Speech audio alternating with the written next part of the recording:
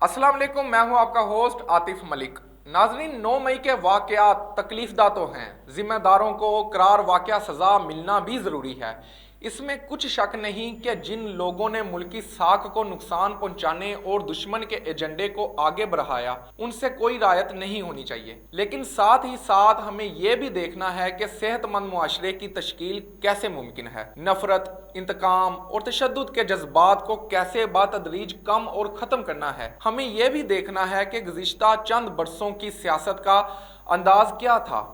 क्या इस अंदाज़े सियासत से मुल्क की खिदमत हुई है? क्या लोगों का तर्ज़े ज़िंदगी बुलंद हुआ है? क्या मुल्क के मसाइल कम हुए हैं? अगर गुजरे हुए हालात का जायज़ा लिया जाए तो ये वाज़िया तौर पर नज़र आता है कि गुजरे चंद बरसों में पाकिस्तान की सियासत पर इल्ज़ामात, बद तहज़ीबी, बद इखलाकी, लान तान और तज़लील का अंसर नुमाया रहा। बिलखसूस पाकिस्तान तहरीक इंसाफ ने यह रास्ता इख्तियार किया और वो इस मामले में तमाम हदों को पार कर गए। नफरत और इंतकाम की इस सियासत का अंजाम 9 मई को मुल्क की शिनाख्त और वतन की हिफाजत के लिए जान कुर्बान करने वालों की बेहुरमती की सूरत में सामने आया।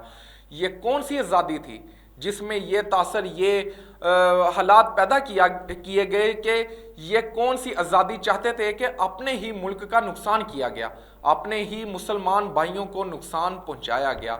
मगर इस सारे मामले को देखकर यही नतीजा निकला कि सियासी पार्टियां अपने ही मकासद के लिए अपने ही लोगों का माइंड इस कदर वाश कर लेती हैं कि उन कारकुनान जो उस पार्टी के होते हैं, उनके सिवाय अपने लीडर या कायद के कुछ अता पता नहीं होता उनको। क्या हो रहा है, इसका क्या नतीजा निकलेगा, अगर यही मेहनत सियासतदान उन लोगों पर करें, उनकी तालीम पर करें, उनकी तहजीब पर करें, तो हम लोग भी आज जापान, चीन, अमेरिका की तरह कहाँ पहुँच गए होते। मगर बदकिस्मती ही समझें कि पाकिस्तानी कौम ने हमेशा कुर्बानी ही दी, कभी महंगाई की सूरत में तो कभी सियासी कुर्बानी दी।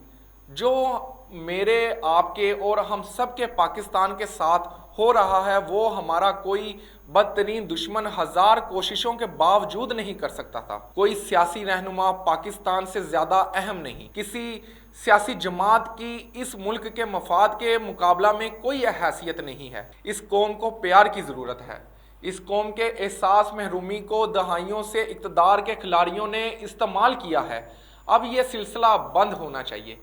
लोगों को किसी से नफरत के नाम पर इकट्ठा करने के बजाय हम वतनों से मोहब्बत के नाम पर इकट्ठा करना ज्यादा बेहतर है। लोगों को सिखाएं कि आज़ादी का मतलब सिर्फ तोड़ फोड़ और जलाओ गिराओ नहीं है। आज़ादी बरकरार रखने के लिए भी पाबंदी का सामना करना पड़ता है, हदूद में रहना पड़ता है। ये काम सियासी क़यादत का है कि वो नौजवानों में, शहरियों में मोहब्बत के पैगाम को आम करे। नफरत के बयानिए पर वोट बैंक बढ़ाने का तजुर्बा बुरी तरह नाकाम हो चुका है। अब मुल्क को मोहब्बत के बयानिए की जरूरत है। जो हो चुका वो बदला तो नहीं जा सकता, लेकिन हम इससे सबक हासिल करके अपना मुस्तकबिल तो बेहतर बना सकते हैं।